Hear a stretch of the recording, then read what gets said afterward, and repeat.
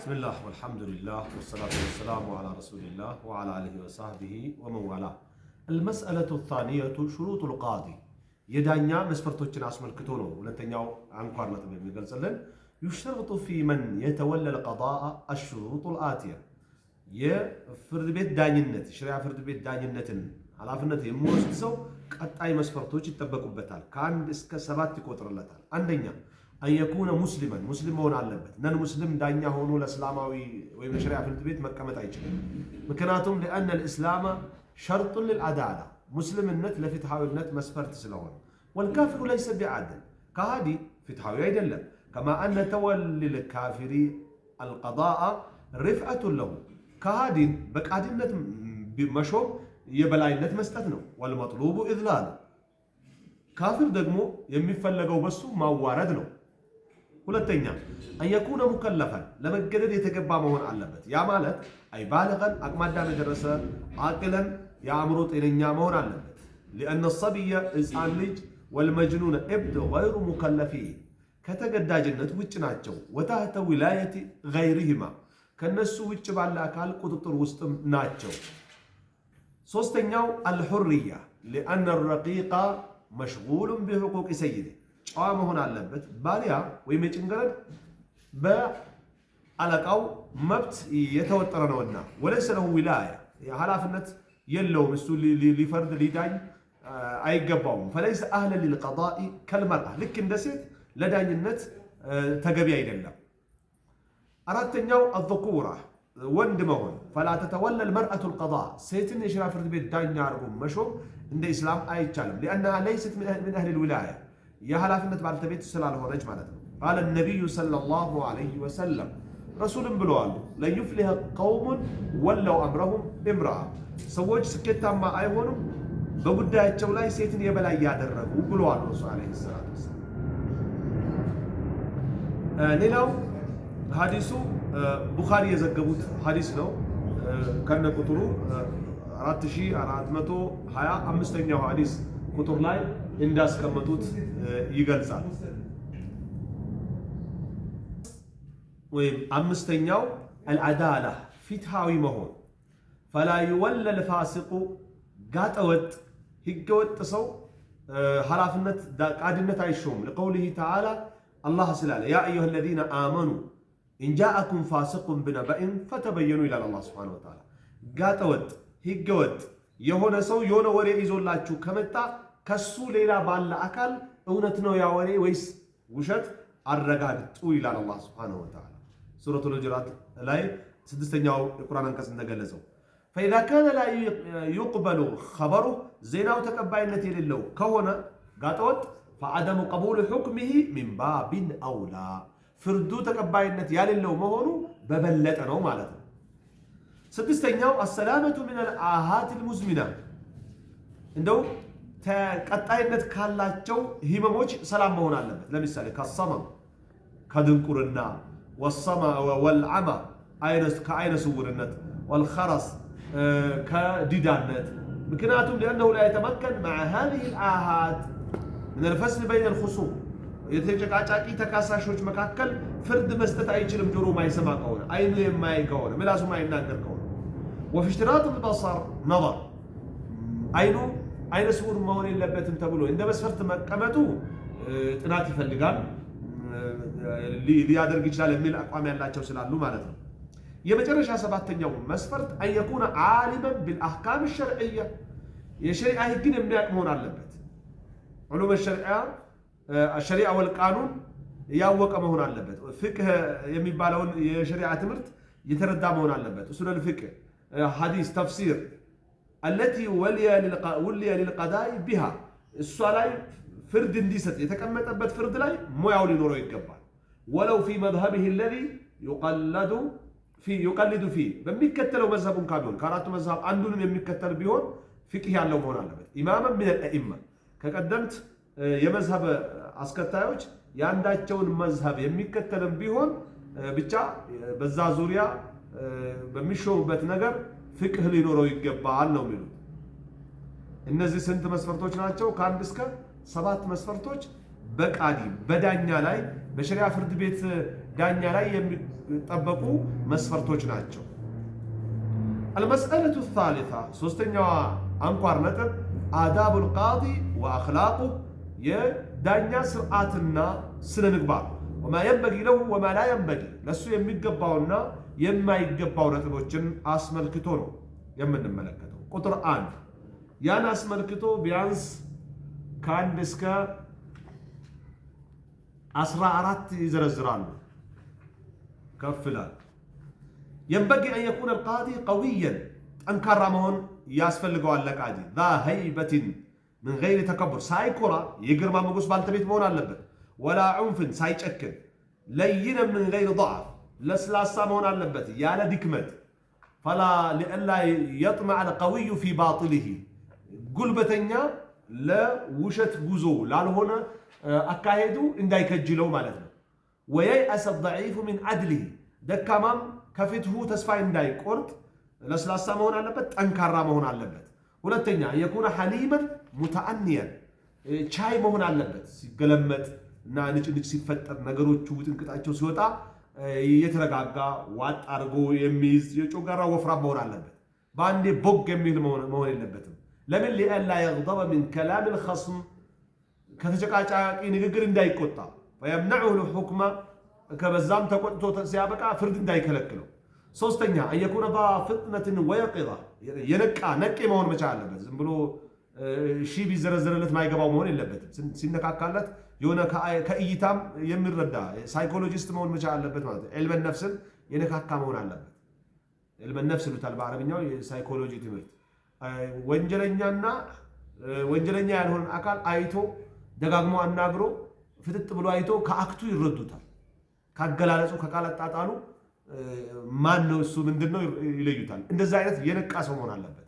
ልክ ሊባል ሲሞከር እንበል ወይም ሲጀመርለት የሚረዳ መሆን አለበት። لا يؤتى من غفلة ولا يخضع لغرة በመዘንጋት ያልሆነ እርምጃ የሚመጣበት መሆን لا يؤتى የማይመጣ መሆን አለበት። من غفلة ከመዘናጋት የመጣ ولا يخضع የማይታለል መሆን አለበት። لغرة ከመዘንጋት የመጣ በቃ የነቃ የባነነ እንበል ወይም ያወቀ መሆን አለበት። አራተኛው ينبغي أن يكون القاضي عفيفا ورعا ጥብቅ መሆን አለበት። ካልሆነ ንግግር ካልሆነ ተግባር ልክስክስ ቦታ ላይ የሚገኝ መሆን የለበትም። ወሪዓን አላህን የሚፈራ መሆን አለበት። ነዚህን አማ ሐረመ አላህ ሐራም ካረጋቸው ነገሮች የጸዳ መሆን አለበት የማይነካካ። አምስተኛ أن يكون قنوعا صدوقا በራሱ የተብቃቃ ባለው አቅም እውነተኛ መሆን አለበት። ذا رأي ومشورة የሐሳብ አፍላቂነት ባልተቤትና የማወያያት ባልተቤት መሆን አለበት። እኔ ብቻ አውቃለሁ ካለ ሐሳብ ከሌለው ግትር ከሆነ ጣጣ ነው። قال علي رضي الله عنه علي ብለዋል አላህ ስራቸው ይድላቸውና لا ينبغي أن يكون القاضي قاضيا حتى تكون فيه 5 خصال አንድ ቃዲ የሸሪዓ ፍርድ ቤት ዳኛ አይችልም በሱ ላይ 5 ነገር እስኪገኝበት ድረስ ብለዋል። አንደኛ አፊፉን ጥብቅ ነው፣ ሐሊሙን ቻይ ነው፣ ዓሊሙን بما كان قبله ከሱ ፊት ሆነውን የሚያውቅ ነው፣ يستشير ذوي الألباب የልቦና ባልተቤቶችን ያማክራል። لا يخاف في الله لومة لائم በአላህ ዲን በሐቁ ያሉ የባዮችን አሉባይታ የወቃሾችን ወቀሳ አይፈራም ማለት ነው። አሉባልታን የማይፈራ የወቃሽ ወቀሳን የማይፈራ ነው። انظر المغني لابن قدامة የሚባለውን መጽሐፍ ተመልከት ይላል። وقال الباني لم أره لعلي يا علي أي مسلم ይላሉ ኢማም አልባኒ። وأخرج البيهقي نحوه ይሄን አይነትም በይሃቂ ዘግበዋሉ عن عمر بن عبد العزيز ከዑመር ብን አብዱል አዚዝ አንስቶ انظر إرواء الغليل የሚባለው መጽሐፍ ተመልከት ያ ማንበብ ልምዱና ላይብረሪ ካለህ እያለ። ስድስተኛው يحرم على القاضي ቃዲ ላይ حرام ይሆናል أن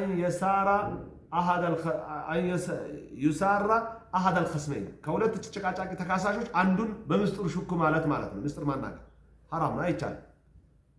أو يحابي أحدهما أو يلقنه حجته أو يعلمه كيف يدعي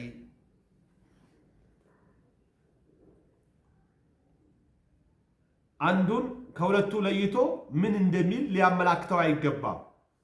የሆነ አስተዋጽኦ ሊያበረክትለት ወይ ሊያስተምረው አይገባም እንዴት እንደሚካሰስ። ሰባተኛው يحرم على القاضي أن يقضي وهو غضبان غضبا شديدا በጣም የበረታ ቁጣን ተቆጥቶ መፍረድ በሱ ላይ ምንድነው حرام ነው። لقوله صلى الله عليه وسلم لا يقضي حاكم بين اثنين وهو غضبان ብለዋል። አንድ ዳኛ በሁለት ሰዎች መካከል እየተቆጣሁ በሆነበት ሁኔታ መፍረድ የለበትም ብለዋል። ويقاس على الغضب በቁጣ ይገመታል كل ما يشوش على الفكر ግንዛቤውን የሚረባብሸው ነገር በሙሉ من المشكلات والهموم كችግር ከጭንቀት والجوع كرهاب والعطش كطم والتعب كدكام والمرض كهمم وغيرها ሌላም ስምንተኛው يحرم على القاضي قبول الرشوة ዳኛ ላይ ጉቦ መቀበል حرام ነው። لحديث أبي هريرة رضي الله عنه قال رسول الله صلى الله عليه وسلم لعن الله الراشية والمرتشية في الحكم ብለዋል ረሱል ሰለላሁ ዐለይሂ ወሰለም። አላህ ይርገመው ጉቦ ሰጪውንም ጉቦ ተቀባዩንም ወራኢሸ በይነሁማ የሚላል እንደው አገናኝ ደላላውንም የጉቦ ደላላ ሁሉንም አላህ ይርገማቸው ብለዋል። ኢማሙ ትርሚዚ የዘገቡት ሐዲስ ነው። وقال حسن صحيح وابن ماجه وصححه الألباني صحيح سنن الترمذي ላይ አልባኒ صحيح ያሉት ሐዲስ ነው። فالرشوة تمنعه من الحكم بالحق لصاحبه ለባልተቤቱ እውነትን ከመፍረድ ጉቦ ይከለክለዋል። ስለዚህ መብላት حرام ነው። أو تجعله يحكم بالباطل للمبطل لو ወንጀለኛው በወንጀሉ እንዲፈርድ ያደርገዋል። وكلاهما شر عظيم ሁለቱም ከባድ የሆነ ክፉ ወንጀል ነው። ዘጠነኛ يحرم على القاضي قبول الهدايا من الخصمين أو من أحدهما ከሁለት ተጨቃጫቂዎች ይሁን ከአንዳቸው ስጦታን መቀበል በሱ ላይ حرام ነው አይቻልም። ومن كانت له عادة بمهاداته قبل القضاء فلا بأس ቀደም ሲልም ዝም ብሎ ስጦታ የሚሰጠው ሰው ከሆነ አሁንም ይዞ ቢመጣ ችግር የለውም። بشرط ألا يكون لهذا المهدي خصومة يحكم له فيها بشرط ألا يكون لهذا المهدي ለዚህ ሰጭ ስጦታ ሰጭ ባለማውን ሸርጥ خصومة ክስ يحكم له فيها ለሱ በሷ የሚፈርድለት ክስ ያሌለው በመሆን መስፈርት ነው። ካለው ለሱም ቢሆን አይቻልም። ولو تورع عن ذلك كل ጭራሽ ያለ ምንም ሀዲያን ከመቀበል አላህን ቢፈራ لكان أفضل له ለሱ የተሻለ ነው። فالقاضي ينبغي له ለምን ያላጣራ ሰው ጉቦ በላ ነው የሚለው فالقاضي ينبغي له أن ينزه نفسه عن جميع ما يؤثر في قضائه በፍርዱ ላይ ተጽዕኖ ከሚያሳድርበት ነገር ሁሉ መጥራት ይጠበቅበታል። وسمعته في قضائه وسمعته بكبره حتى البيع والشراء لا ينبغي له أن يبيع ويشتري بنفسه ممن يعرفه ራሱ ከሚያውቀው አካል መግዛት መሽጠትም የለበትም ስለሚፈራ ሊቀንሱለት ነው ማለት ነው። خشية المحاباة فإن المحاباة في البيع والشراء كالهدية ሙሃባትም የስጦታ አይነት ነው ማለት ነው። የሆነ ፈርቶት ሊቀንስለት ይችላል፣ ፈርቶት ሊተውለት ይችላል። ሙሃባት ማለት የሆነ ነገር ከሚያደርግለት ነገር ከሚግባቡት ነገር የሆነ የሚተውለት ነገር ነው ማለት ነው። وإنما يتعاطى البيع والشراء بوكيل لا يعرف أنه له ጭራሽ የሱ ተወካይ ባልሆነ ተወካይ ነው መግዛት መሸጥ ያለበት እስር ቤት ነው ብለኛል። ዳኝነት ማለት አጃይ ዳኞች እንግዳውስ እየሰማችሁ ነው። ከዚህ በኋላ ራሳችሁ ከሚዳኙዋቸው አካሎች አትግዙ አትሽጡ እየተባላችሁ ነው። በማይታወቅ ተወካይ ነው መግዛት መሸጥ አለባችሁ እየተባላችሁ። አስረኛው لا يجوز للقاضي أن يقضي لنفسه ولا لقرابته ለራሱም ይሁን ለቅርብ ዘመዶቹ መፍረድ አይበቃለትም። ሌላ ዳኛ ነው የሚፈርድበትም ይፈርድለትም። ممن لا تقبل شهادته له ለሱ ምስክርነቱ ከማይቀበሉት ከሆነ ዘመዱ እሱ ዳኛ መሆን አይችልም። ለምሳሌ በአባቱ ላይ በእናቱ ላይ በወንድም እህቱ ይንበል በሚስቱ በልጆቹ ባጎት ባክስቱ ላይ ምን መሆን የለበትም። እሱ ዳኛ ሆኖ መቅረብ አይገባውም ነው። ولا يحكم على عدو بطلاته ላይ መፍረድ የለበትም። ገደላ ከተዋላ በዛው ስለተቃየው لقيام التهمة في هذه الأحوال በዚህ ሁኔታ የሆነ ጥርጣሬ ስላለ በፍትህ ሊፈርድለት ጠላቱ ስለሆነ ላይ ይቀበል ይችላል። 11ኛው لا يحكم القاضي بعلمه በፍርድ በእውቀቱ መፍረድ የለበትም። አጋጣሚ ተጨቃጫቂዎች ወንጀሉን ቢያቀውና እሱ መስክር ቢባል ሊመሰክርበት የሚችል ነገር ቢሆን በራሱ መፍረድ አይጠበቅበት አይቻልም። لأن ذلك يفضي إلى تهمته ይሄም ወደ ጥርጣሬ ስለሚወስደው ቃዲውን ራሱን ምስክር አድርጎ መቁጠር አይቻልም ማለት ነው። ተው እኔ ዳኛ ነኝ ምስክር አድርጋ አትቁጠረኝ ማለት ነው ያለበት። 12ኛ يستحب للقاضي أن يتخذ كتابا كاتبا يكتب له الوقائع ክስተቶችን የሚጽፍለት ጸሐፊ መያዝ ይወደድለታል ቃዲ وغيره مما يحتاجه لمساعدته ሌላም ሊይዝ ይፈቀድለታል غير الكاتب ማለት ነው مما يحتاجه لمساعدته ለእርዳታ ከሚፈልጋቸው አካሎች ከልሃጂቢ ለምሳሌ ጋርድ እንበል ወይም ደግሞ ዘበኛ ወልሙዘኪ ዘካ አውጪ ወልሙተርጂም አስተርጓሚ وغيره لكثرة انشغاله بأمور الناس በሰዎች ጉዳይ መወጠሩ ስለሚበዛ ማለት ነው فيحتاج من يساعده የሚረዳ ያስፈልገዋል ዘበኛ ሙዘኪ ዘካ ሰብሳቢ ወይም እንበል ተርጓሚ ሌላም ያስፈልገዋል ማለት ነው ሙዘኪ ሙሰድቅ على ظاهره ዘካ ይዘኪ فهو مزكٍ ዘካ አውጪ ማለት ነው ምናልባት የተሰበሰበው ዘካ ለባለቤቱ የሚያከፋፍል ለማለትም ተወካይ ያስፈልገዋል ሊል ይችላል ዘካ የሚሰበስብም ቢሆን ይሆናል ባይሆን ወልሙተዘኪ ቢል ዘካ ተቀባይ ሊሆን ይችላል 13ኛው يتعين على القاضي أن يحكم بما في كتاب الله وسنة رسوله صلى الله عليه وسلم በቁርአን በሐዲስ ያለውን ተመርኩዞ መፍረድ ይጠበቅበታል ግዳጅ ይሆንበታል فإن لم يجد قضاء بالإجماع كقرآن كارث كالاجن بإجماع يفردال فإن لم يجد وكان من أهل الاجتهاد يمطار يطرت بالتبيت كونه كالاجن كسوستم راسو تطرت ارغو بمسلو يفردال وإن لم يكن من أهل الاجتهاد كطرت بالتبيت كالهونه دغمو فعليه أن يستفتي في ذلك فتوى مطيق علبت فيأخذ بفتوى المفتي بتككلኛ مفتي فتوى يزو مفرد يچلال ነው 14ኛ የመጨረሻው يجب على القاضي العدل بين الخصمين في كل شيء ሁለት ተጨቃጫቂ ተካሳሾች ሲመጡ በሁሉ ነገር ፍትሃዊ መሆን አለበት በእነሱ كتب عمر رضي الله عنه إلى أبي موسى الأشعري رضي الله عنه وآس بين الناس في وجهك بالوتار بفيته بسوج مكاكل أكل أدرك ومجلسك باقمامته وعدلك بفيتك حتى لا ييأس الضعيف من عدلك دكما كانت في تهيئة تسفين دايكورت ولا يطمع الشريف في حيفك إن دالكوت አረጋዋል ነው ብሎ ግፈኛም ጉልበተኛም እንዳይከጅልህ ብለውታል የመጨረሻ المسألة الرابعة طريق الحكم وصفته የፍርድ መንገዱና አይነቱን በተመለከተ ሲሆን يتوصل القاضي إلى الحكم في قضية ما باتباع الخطوات التالية ወደ ማንኛውም ፍርድ የሚደርሰው አንድ ዳኛ የቀጣይ እርምጃዎችን በመከተል ነው አንደኛ اذا حضر عنده الخصمان ሁለት ተካሳሾች እሱ ጋር ከመጡ اجلسهما بينه ፊት ለፊቱ ያስቀምጣቸዋል وسألهما أيكم المدعي ማን ነው ከሳሹ ይላል أو يسكت حتى يتكلم المدعي فيستمع دعواه ወይ ዝም ብሎ ያያቸዋል ተበደልኩኝ ባይ ከሳሽ ስሞታውን እስኪያቀርብ ድረስ ማለት ነው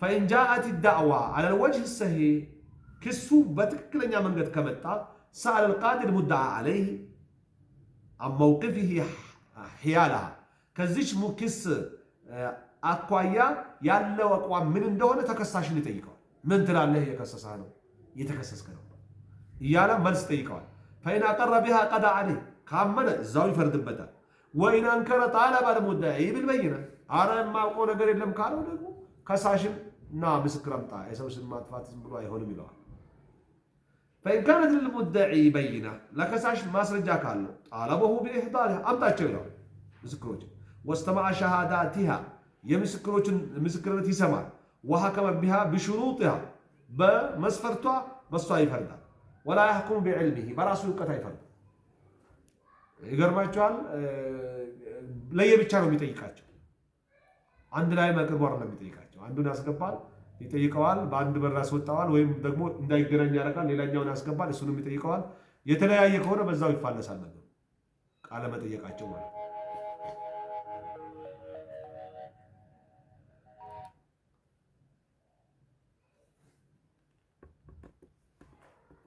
فإن لم يكن للمدعي بينة لا كساش ማስረጃ ከሌለው أعلمه القاضي أن له اليمين على خصمه መማል ትችላለህ ይለዋል። እስኪ ወላሂ በሱ ላይ መብታለኝ ብለህ ማለዋል።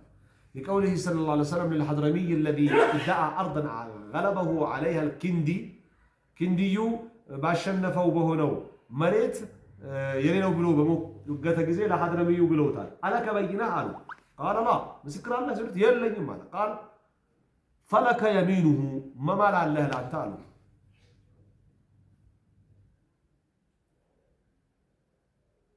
የሚንሁ ማለት የተከሳሽ መሐላ ነው።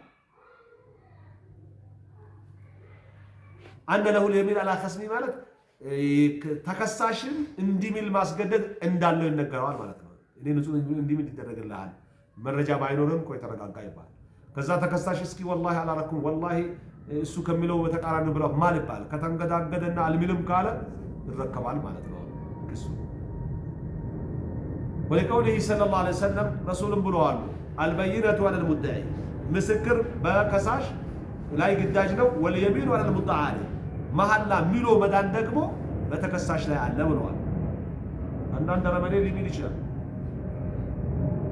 سيأتي تخريجه في الباب الذي بعد هذا ከዚህ ምዕራፍ ቀጥሎ ባለው የዚህ ሐዲስ ማን እንደዘገበው ይመጣልናል ይላል። فإن قبل مدعي يمين المدعى عليه ከሳሽ የተከሳሽን መሐላ ከተቀበለ ማስረጃ ስላላመጣ حلفه القاضي ዳኛው ማል ብሎ ያስሚለዋል። وخلى سبيله ከዛ ሚሎ የለብኝም ካለ መንገዱን ይለቅለታል። ምክንያቱም ተማምኗል ሚሎ ይዳል ብለዋል። لأن الأصل براءة الذمة أصሉ ጫንቃው ነፃ መሆን ነውና አይ አላምነውም እሱ በሱ ማላ አላምንም ካለ ግን ተፋጦ መቆም ነው የሚሆነው። ምን ይደረጋል? ያለ ማስረጃም ያለ መሐላም በማላውም ካልተማመነ መልቀቅ ነው የሚሆነው። فإن نكر المدعى عليه عن اليمين يتوكسسው አካል ከመሐላ ወደ ኋላ ቢያፈገፍግ ወአባ አያን አልምንም እኔ ለምን እምላለሁ ካለ ቀዳ عليه الحاكم ነገር አለበት ማለት ነው ብሎ ዳኛው ምን ያደርገዋል? ክሱን ያሸክመዋል ማለት ነው። بالنقول ቅጣት ነው። فالنقول يعني الامتناع قرينة ظاهرة دالة على صدق المدعي ከሳሽ እውነተኛ ለመሆኑ አመላካች ግልጽ የሆነ አመላካች ምልክት ነውና وقد حكم بالنقول عثمان عليه رضي الله عنه عثمانም ከመሐላ በማፈግፈግ ፈርዷል። وجماعة من أهل العلم ብዙ የእውቀት ባልተቤቶች ስብስብም ፈርዷል። وذهب جماعة آخرون إلى أن اليمين ترد على المدعي መሐላ ወደ ከሳሽ ይመለሳል። እስኪ ወላሂ መብቴ ነው በአግባቡ ነው የከሰስኩት ተብሎ إذا نكر المدعى عليه ተከሳሽ አልምንም ብሎ ካፈገፈ فيحلف ويستيق ምሎ መብትነቱን ተገቢ ነኝ ማለት ይችላል ከሳሽም ራሱ ولا سيما إذا قوي جانبه ጎኑ የተነከረ ከሆነ በተለይ فإن على المدعى عليه وخلى الحاكم سبيله ተከሳሽ ከማለና ዳኛው ከለቀቀው فأهدر المدعي بينة ከሳሽ ደግሞ ማስረጃ ይዞ ቢመጣ بعد ذلك ከዛ በኋላ حكم له بها በምስክሮቹ ይፈርድለታል። لأن يمين المنكر لا تزيل الحق ያውጋዥ መሐላ እውነታን ስለማታስወግድ ማለት ነው። وإنما هي مزيلة للخصومة የጭቅጭቅ ንትርክን ነው እንጂ የሚታሪቀው ሐቅን ልታስወግድ አትችልምና ምስክር አምጥቷል ያንተ መሐላ ዝም ብሎ ነው ና ክፈል ና ተብሎ ይፈረድበታል ነው የሚሉት። ወሰለላሁ ዐለ ነቢይና ሙሐመድ ወዐላ አሊሂ ወሰህቢሂ ወሰለም።